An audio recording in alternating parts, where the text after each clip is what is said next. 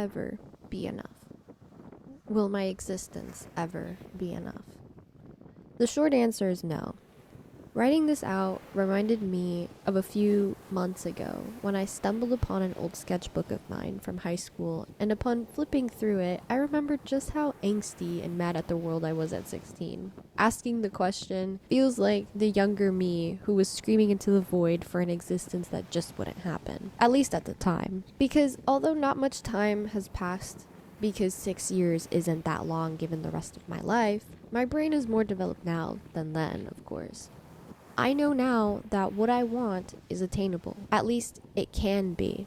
My happiness is of my own making, even if my circumstances aren't the greatest, but at least they aren't the worst. Either way, I can decide to be the master of my life or the maker of my own miseries. I understand that, fundamentally. Yet I can't seem to connect what I want with how to get there. I brainstorm ideas, I try new things, I consider starting over entirely, and it feels like I'm going nowhere because I'm unable to commit to one thing without feeling discouraged because the outcome doesn't outweigh the effort.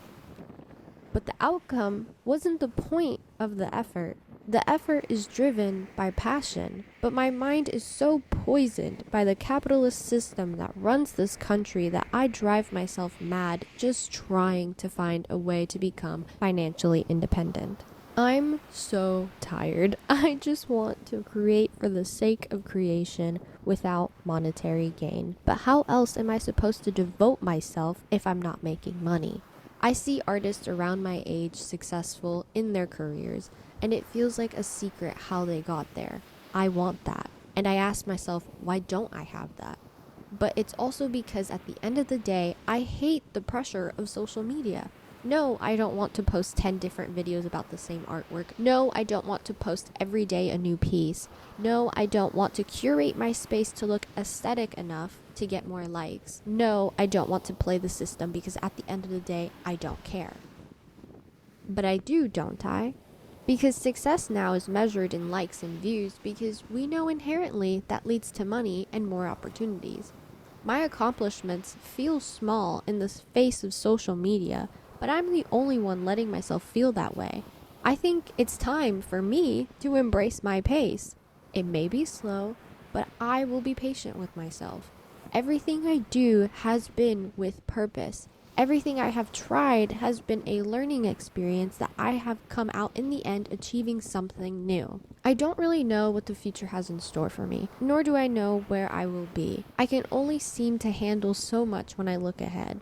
I can try to plan for a few months, but even the middle of my weeks get somehow upended that the rest of my life looks like it's covered in a dense fog, and I just want the sun to come out. To answer my question that started all of this, the answer is I don't think so. As of right now, no, because no one cares. It's unfortunate how jaded I have become, but it's not all that bad. I say no because, like I said, I don't want to do the very things everyone says I should do to be successful. I can be successful on my own as long as I'm able to create and live the life that I want with the people I love. I would love to share my art, and this is me trying. I have Instagram, which is mostly just used as a place to have all my work in one because I don't have a portfolio yet, which I will work on. I've also tried TikTok and got over that very quickly when I realized that the reward system only benefits a few lucky or those that grind their work. But can we also not act like the app itself doesn't give you the option of buying likes, follows, and views? So how can you really measure success? Now I'm here on YouTube and I have no idea what I'm doing, but it's okay. I think I'll eventually figure it out.